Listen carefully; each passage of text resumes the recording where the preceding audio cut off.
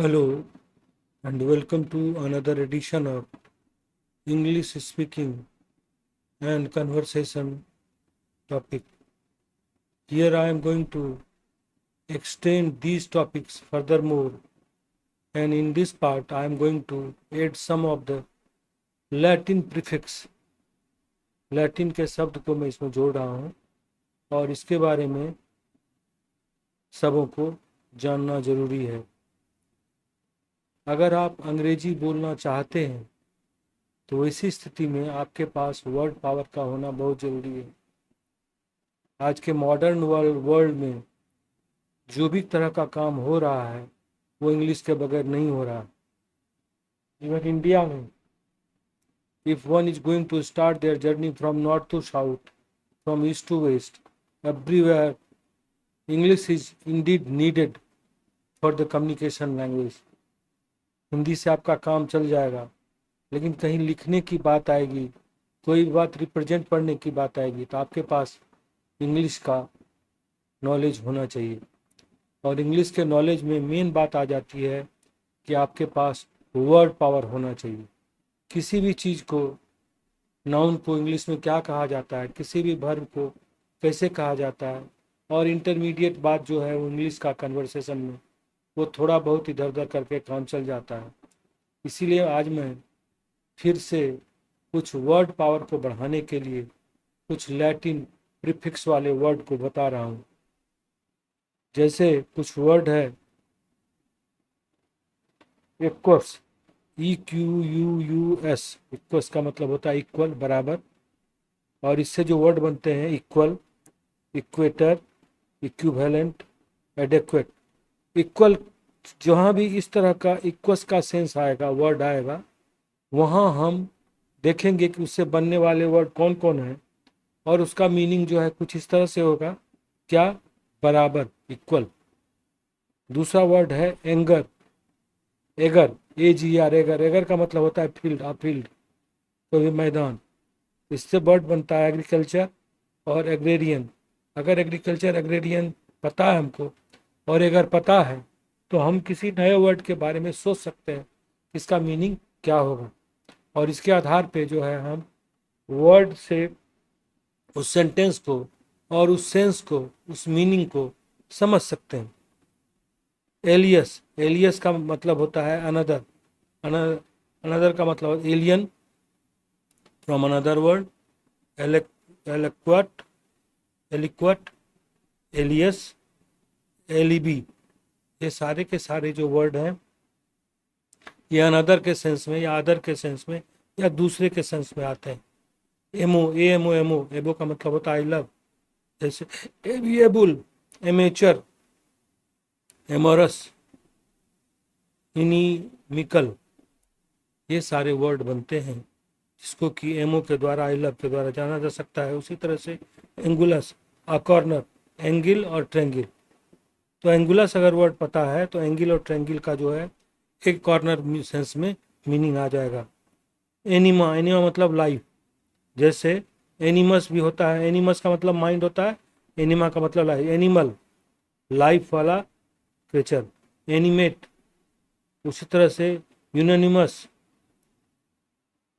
मैग्नेमियस, इस तरह के वर्ड जो होते हैं वो बनते हैं। Anus, ANNUS, anus, year. जैसे एनुअल, बाइनियल, पेरेनियल। एनुअल का मतलब वर्ष में एक बार, बाइनियल का मतलब वर्ष में 2 बार, पेरेनियल का मतलब वर्ष में कई बार। एपेरियो, एपरेटस, आई ओपन, एपर्चर या एप्रिल, ये दोनों का वर्ड जो है आई ओपन से होता है। उसी तरह से एक्वा, एक्वा का मतलब होता है वाटर।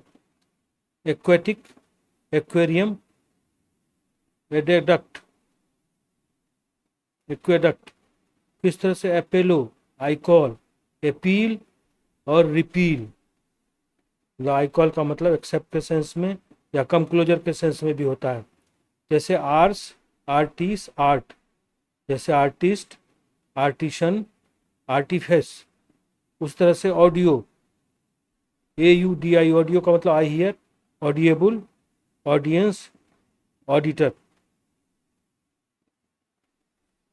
फिर इस तरह से बी से आ जाता है बेलम, BELLUM। बेलम का मतलब वार होता है, जैसे बेलीजेरेंट, बेलीजेरेंट, रेबल, रेबेलियस। बीनी, बीनी का मतलब होता है वेल, जैसे बेनिफिट, बेनेवोलेंट, बेनिफैक्टर। ब्रेविस का मतलब होता है शॉर्ट, छोटा, ब्रेविटी, एब्रेविएट, एब्रीज।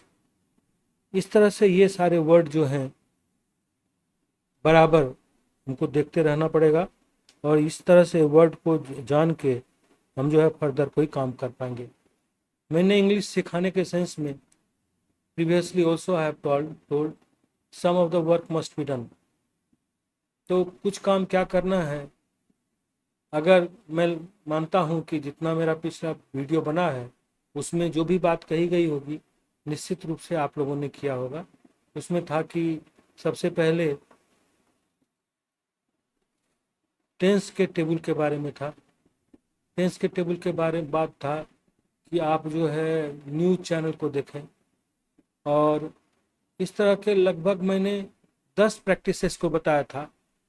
अब मुझे उम्मीद है कि आप लोग वो कर रहे होंगे, और नहीं तो आप जो है प्रीवियस वीडियो को अगर देखेंगे तो पता चल जाएगा।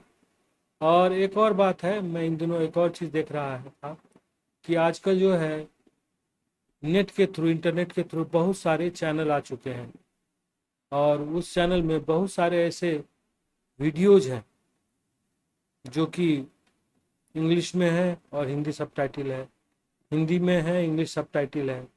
इस तरह के बहुत सारे वीडियो या फिल्म या जो भी इस तरह के चीज़ हैं मॉडर्न गैजेट के द्वारा जो आ रहे हैं, उसको भी देखा जाए तो बहुत कुछ जो है एक माहौल बनता है, और उस माहौल के द्वारा जो है आप आसानी से इंग्लिश बोलना सीख सकते हैं।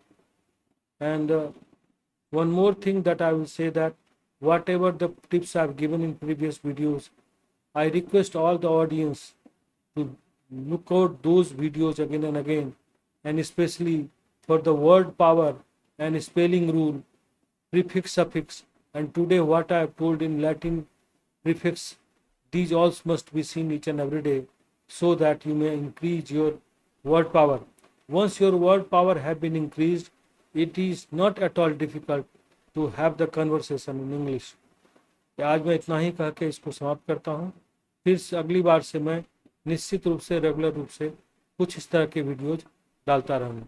Thank you so much for watching this video.